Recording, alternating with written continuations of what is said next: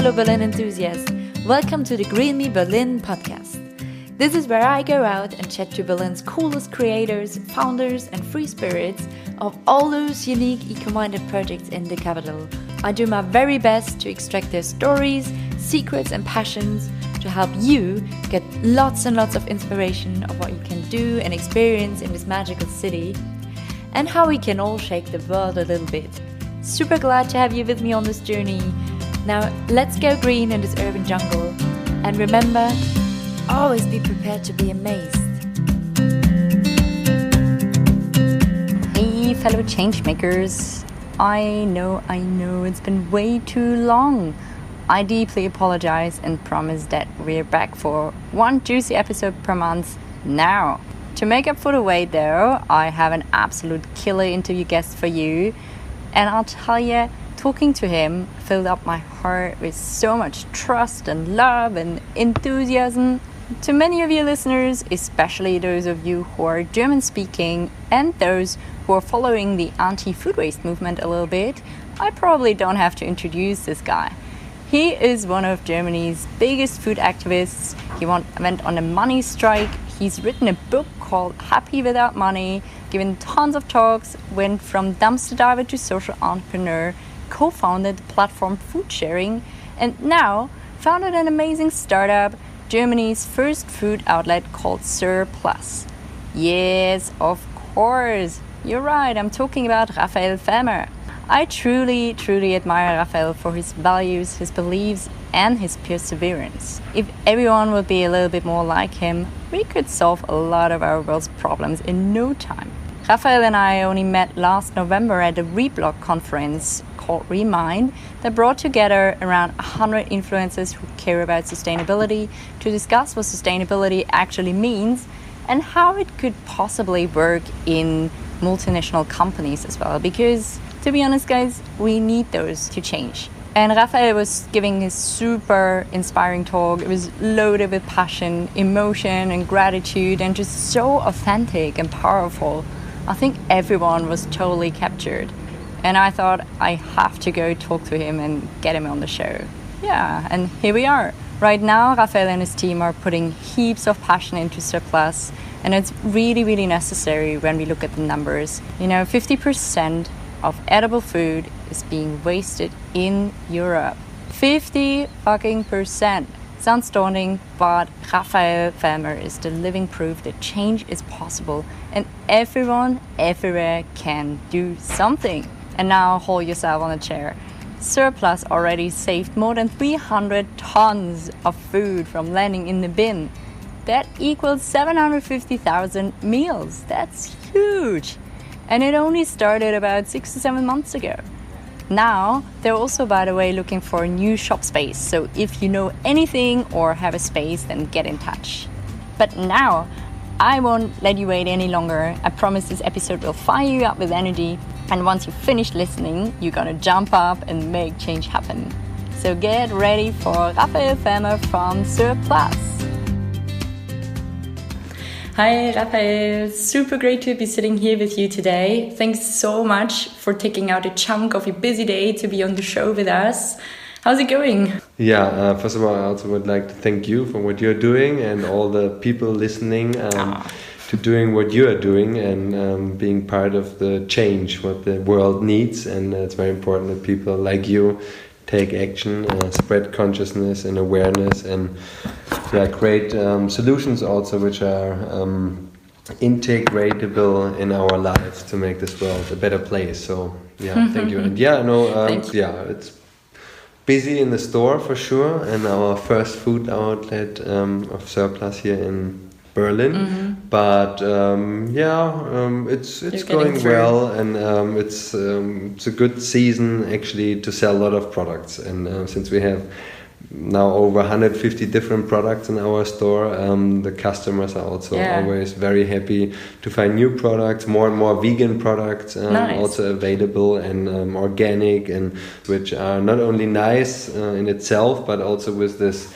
additional value that they're all saved, and without the customers, without us, they would have been wasted. So actually very good and cheaper than normally. Wow, you already touched on quite a lot of points there regarding SirPlus. As you said, Germany's first food outlet, which we're going to talk about in a little bit. I know you're very short in time and it's precious, so I want to jump right into asking. Let's imagine you are at an event, say at a friend's birthday or a meetup or so, and someone comes up to you and asks you, so, what do? What is your response? I try to be a responsible human being, and I try this already for many, many years.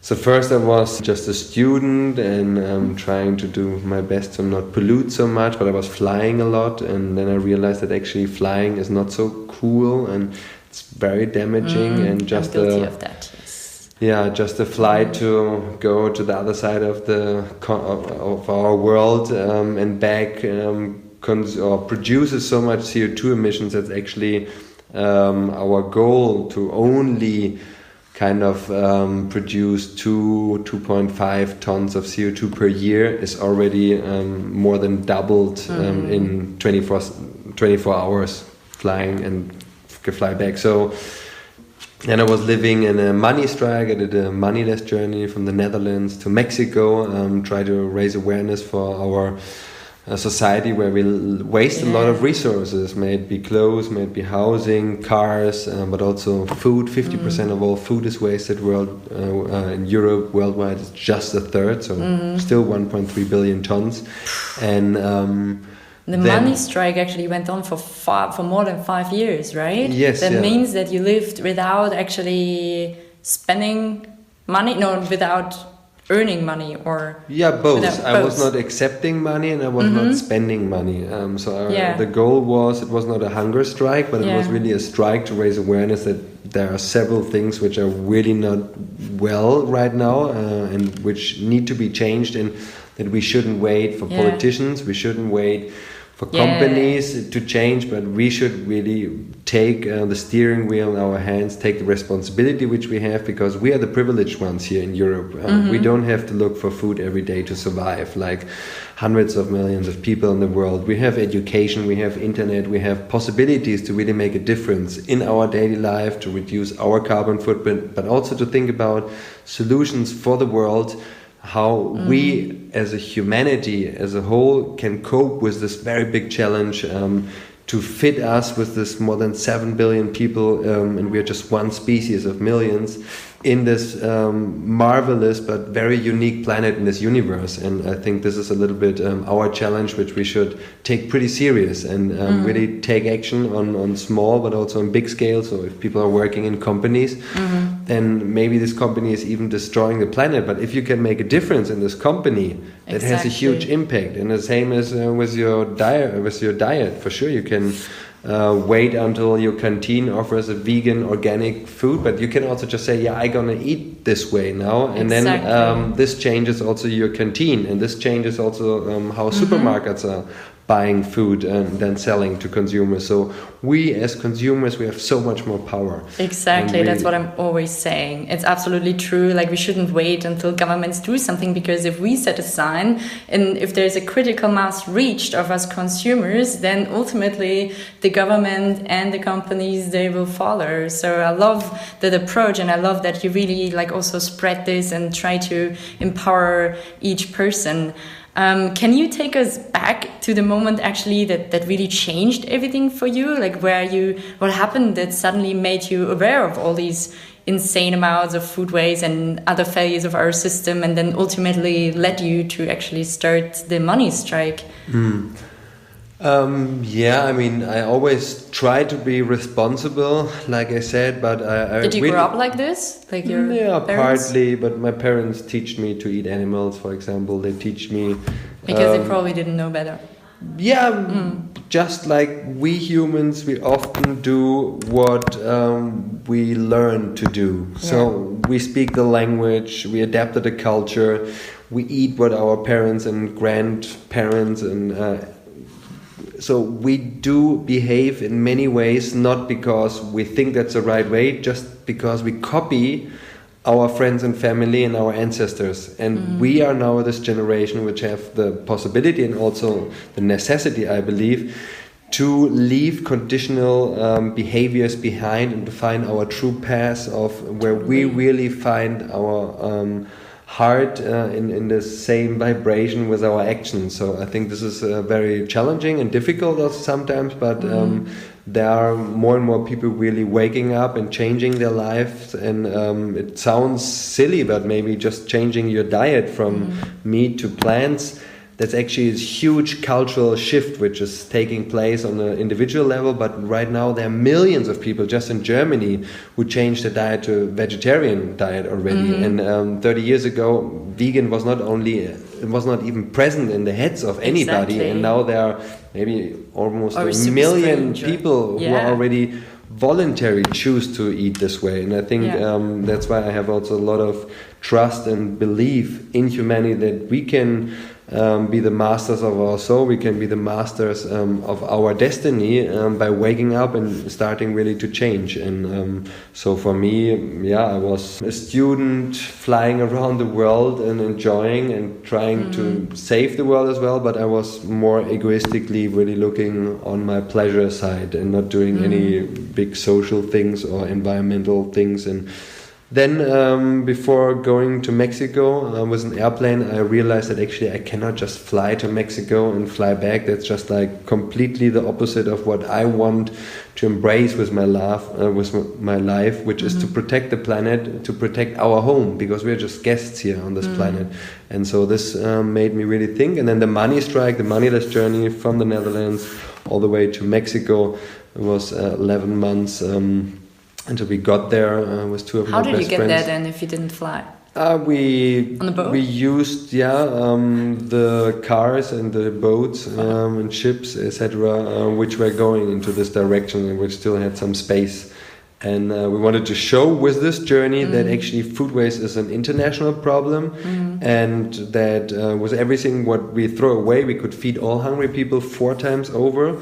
And that actually there is not only food waste but also other resources which are wasted, and that we can actually not continue like this. Like if we not change, then humanity will have some really, really deep troubles, which you can see somehow here and there already, but we really need to take action now. And this became then also the reason why I decided on this journey, I'm not going to do this just for an experiment, this journey, but I'm going to go on a money strike later on to raise even more awareness, to go into the media and to really raise awareness and to empower people to be the change they want to see in the world, like Gandhi said. Yeah. I mean, and you've done an awesome job with this. You've been in lots of media. You've written a book about it. You've just been like really, really present with this. What would you say, like on the whole way, was one of your biggest challenges and to the point that you're now, and how did you overcome it? There were for sure many, many challenges. I think one very big challenge was, for example, in Brazil, where I was trying to get a ride with my friend. We were traveling and we were waiting there for several days and nobody gave us a ride. And there was this point of, maybe this is gonna fail. And failing is also good because you learn a lot. But there I realized that, sometimes life also gives you a mirror of your inner state. And I was with my friend, it was a very difficult situation as well, and that just the surrounding just somehow saw it or perceived it unconsciously or whatever, but it didn't work, this hitchhiking. And then my friend got robbed, and we get to another gas station, waited there 5 days, and that was very terrible because it's kind of, you offer yourself when you hitchhike, and when people don't take you, that means also that they don't trust you, and that was a very hard moment. For example, another very, very big time of trouble was at the end of the money strike. I have 2 children and a wonderful, marvelous wife, Nieves, which I love a lot, and she bared me all these years. It was not always easy. I was very dogmatic, very extremist, and so also there to open my heart and to open a little bit my limited view on the world, that everything needs to be without money, and I wanted to embrace this moneyless world in all my actions, but also in my personal life, and I was a little bit too extreme. So my wife helped me to let go as well, and to see money as more as a knife thing, that you can use money and you can destroy the world and you can create slavery or whatever. But you can also, if you put the money and give it to the right people so that they can follow their heart, their vocation, and to create change and to create impact, to make this world a better place, that then actually money can really help to make a difference. And so this was a big huge step, and it was like a mental castle in which I was. And I think we are, it was a money strike, but often people tend to build their own castles and prisons, and we need to also holding sometimes back and and to go also a little bit more with the flow, like not to be always people also who eat only vegan food or something. Sometimes they tend also to be radical, and the others are not good, and I am better, and if you are not yet a vegan and you haven't understood or something, and we need to be more compassion, with more compassion, empathy towards the others, not only the animals, but to also understand that we grew up in this and we live in a society, and it's hard to change and to let go from your behavior which you got taught by others and your family and friends, and you're stigmatized in your friend circles or whatever, and that everybody needs his own time, and to support the people for every little step they're already achieving, and to see more always. I think this is important in life, the positive side of everything, and not only look at the dark side. And we all have a dark side inside. Nobody can. And also a bright side. And we have always a bright side. And there's a song says, always look at the bright side. And that's very, very true. And we can stand up every day in the morning, and we can cry, and we can get us a bowl in the head, like we can shoot ourselves because it's so terrible. But that will not help any animal, that will not help any human, and neither the planet. So I believe it's really more, realize that the shit hits the fan, or is hitting the fan already, but now take action to make a change, and with a positive attitude and vibration. Because when you are a vegan and you are not happy, then you are no one wants to be like you. Exactly. That's not really good advertisement. That's the contrary.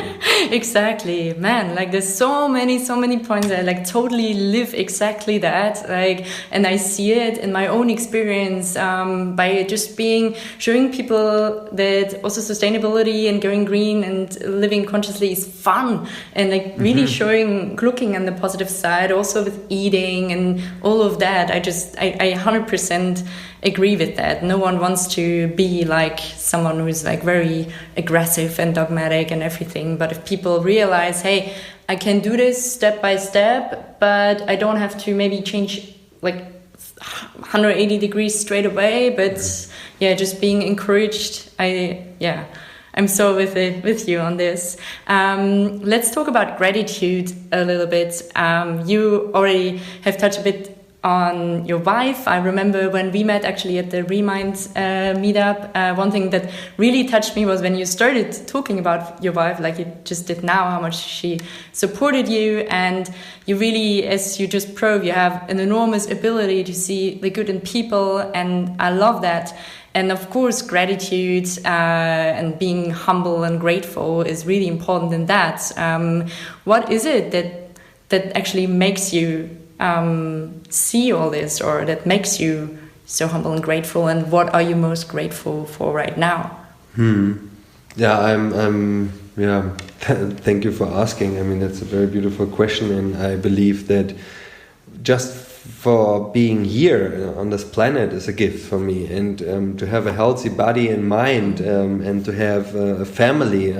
We have 2 wonderful kids which are healthy, and I have my wonderful wife. I have still parents who live, and I have friends, and I have even a job where I can almost live from, and like kind of a vocation where I feel that everything what I put in to SirPlus, our impact startup, and with this wonderful team, and to really to see that we can dream, and we should then plan, and then we can do, and then we can actually create things. We can transform the system. That's for me very powerful and beautiful, and to see that yes, we we can change this world, and this makes me very, very happy. And I have to say that also this moneyless journey and also the moneyless living afterwards, that made me realize like how privileged we are, like how much luck we have that we have no war here in Europe for many, many years, that we have always enough food, we have education, we have mobility,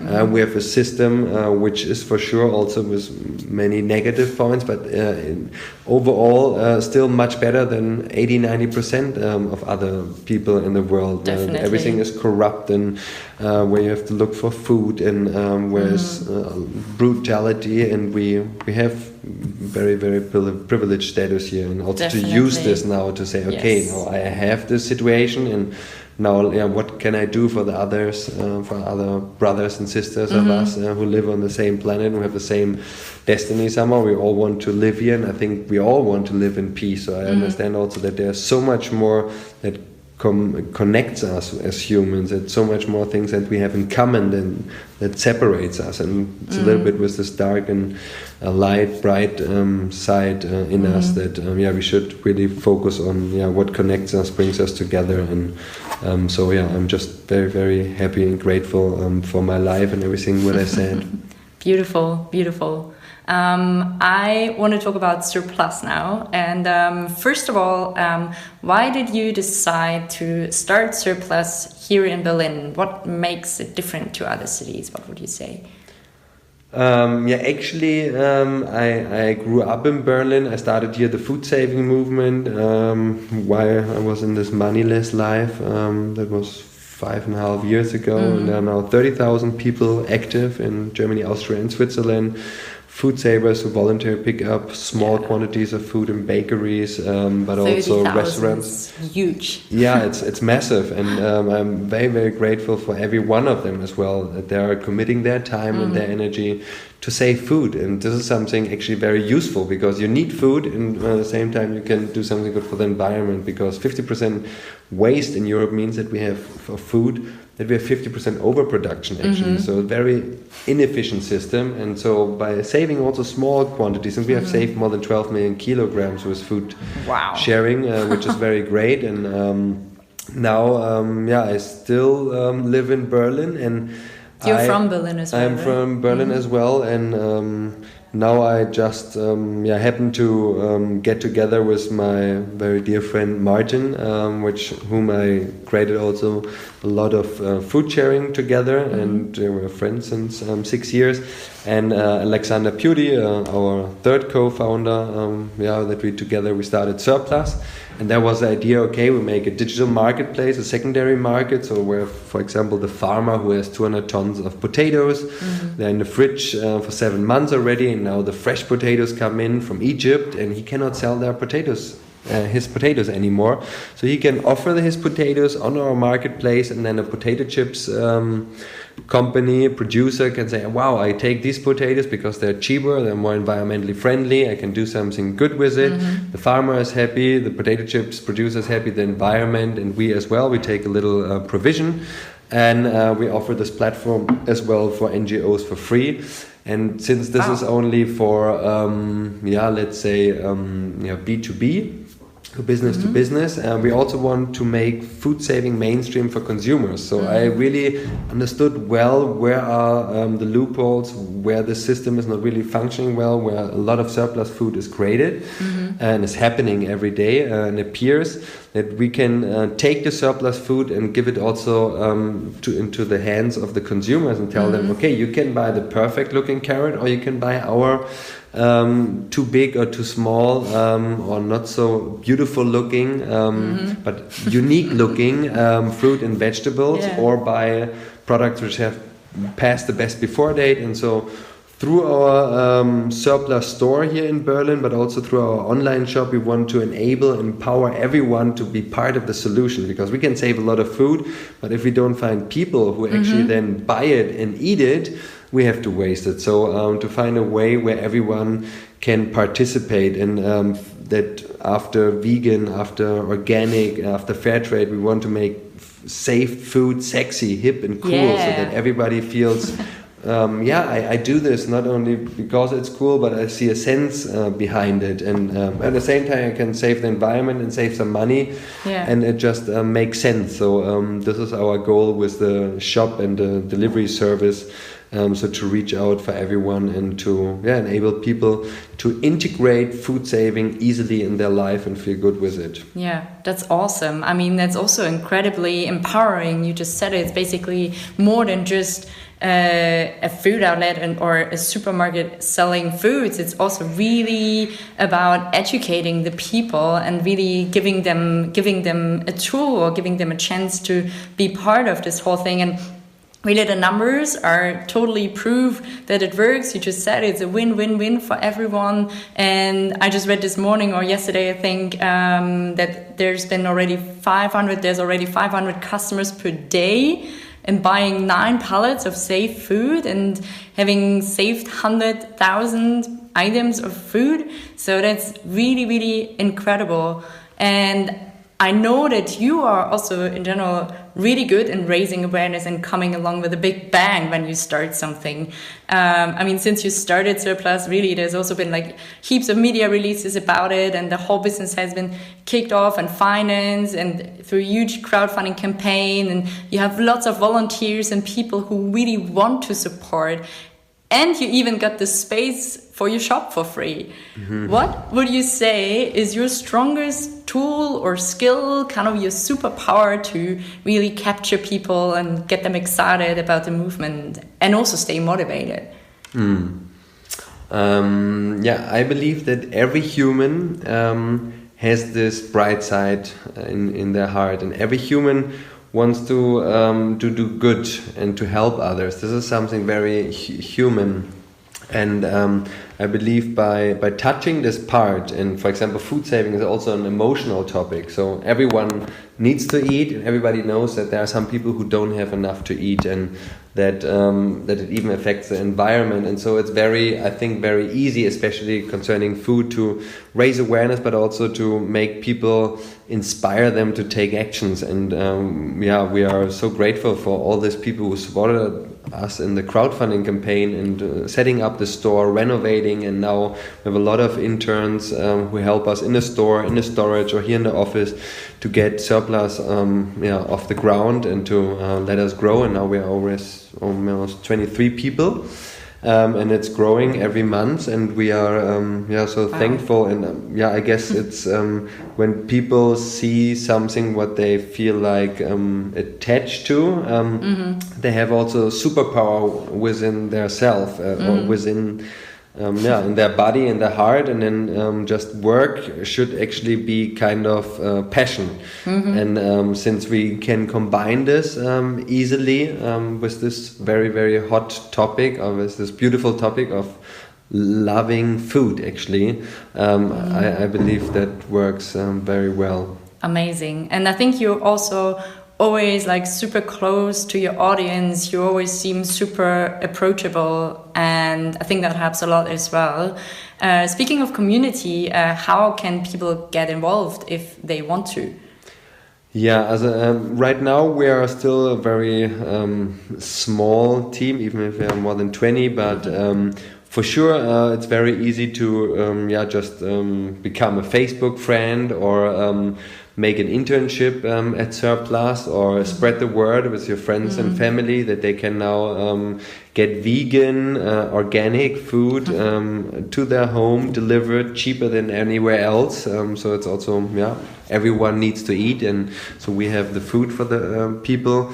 And for sure to also, this is something important from SirPlus as well, we not only save food directly, and we have saved already dozens of tons of food, but we want to also really raise awareness for the food. That's why we have also the heart in our logo, a strawberry. It was a special looking strawberry heart.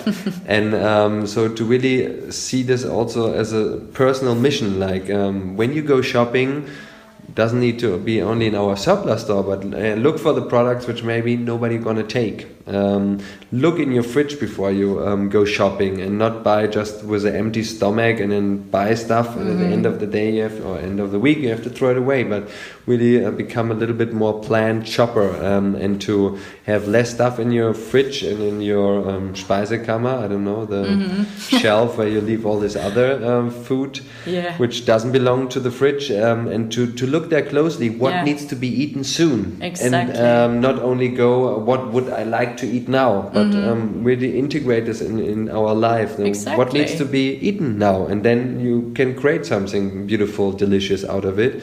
This is something important, and just in general, to see food as something which actually cannot have a price tag or something. Food is priceless. And to see this super value in food and all the work which needs to put in, that this food has been growing and transported and cooled or produced and everything, and the water which goes in there, the energy, and at the end of the day also CO2 emissions which needed to go into our atmosphere to produce it, and to not to see, okay, this just costs €1 so I can throw it away. No, this is not how it works. So we really should appreciate food much more.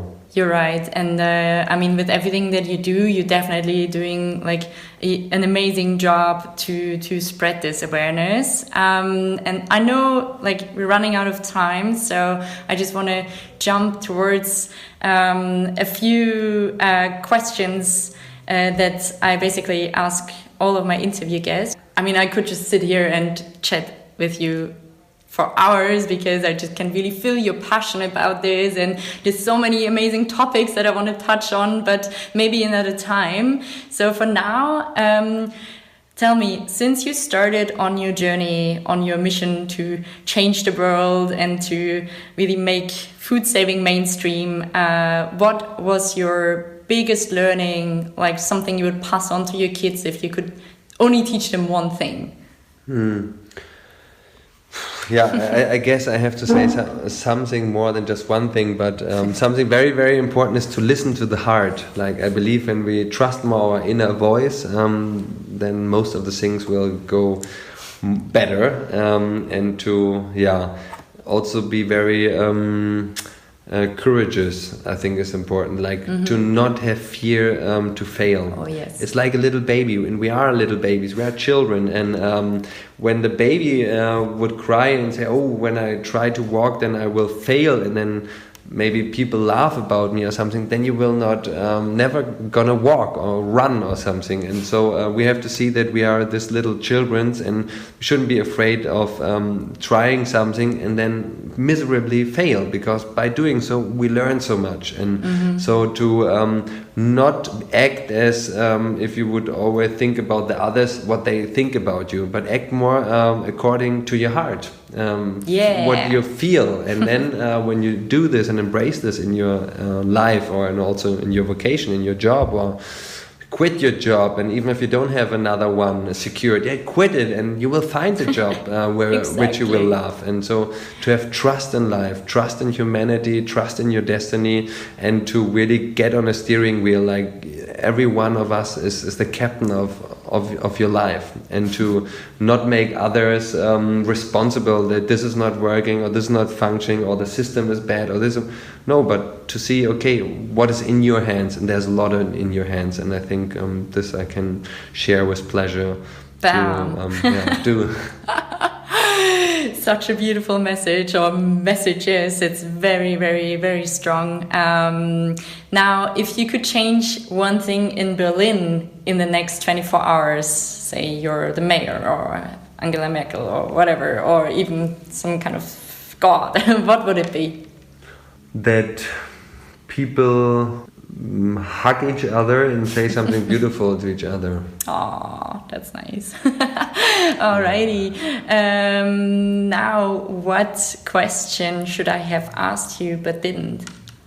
Yeah, I touched this question a little bit, or I said it about, it's all about at the end of our ecological footprint as a society and as an individual as well.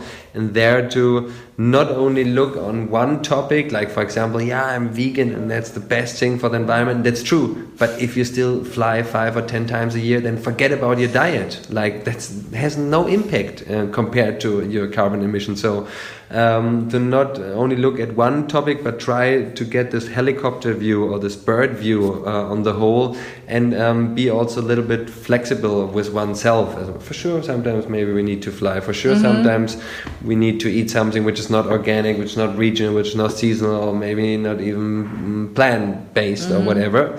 But that's not what makes the difference. The difference is more to continuously try to improve every little part of your life, may it be on the emotional side, may it be on a personal relation with other humans, how you treat them, and as well in the job. Maybe you don't have the courage right now to quit your job because you don't like it, then try to improve it and gain trust step by step until you say goodbye. And so to appreciate as well every little step of yourself which you can integrate in your life, and as well integrate and say to your colleagues, even if they take little steps, also to encourage people. It's very beautiful to just say something beautiful, to smile to other people. You will get so much back. So true. I really believe in the smiling part as well. It's like it can make such a difference, even though it's such a small thing and we can all do it. It doesn't cost anything, and beautiful. All right, last question.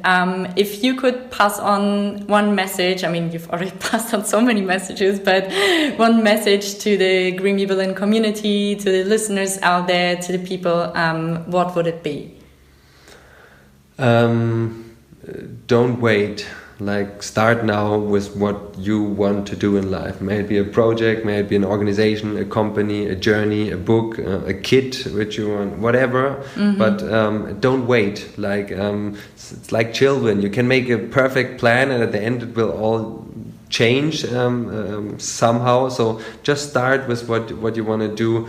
Not in a week or in a year when you're ready and all these things, no, but when you really feel passion, when you feel love for something, then embrace it in your life, and it will all go well. And if not, you will fail and you will learn a lot and still be happy. So don't be shy, and trust your destiny. Yeah, you are so right. And I feel like so full of energy now, like it really kind of jumped over. And I don't know, I just want to really thank you for all your amazing work. I know it's truly not always easy to push things forward and to change the world, but you are the proof that it's possible. And it's just great to have you in this city, in this world, and thank you so much for your time. Thank you, Claudi, and everybody else. Listen to your heart and enjoy life. So, was that beautiful? Was that beautiful? Really, I don't know how anyone could not be elevated and inspired by this. Just a few little messages before you go. 1. If you enjoyed this episode, don't forget to hop over to iTunes and leave us a short review. You know that your feedback is super important to make the show better and also helps more people to learn about all those amazing green projects and entrepreneurs out there. Very humble and grateful that you support us in this. You are awesome. 2nd, if you are looking for a unique experience in Berlin and actually maybe want to meet some of these inspiring sustainable businesses and the people who run them, then join one of our Green Explorer tours.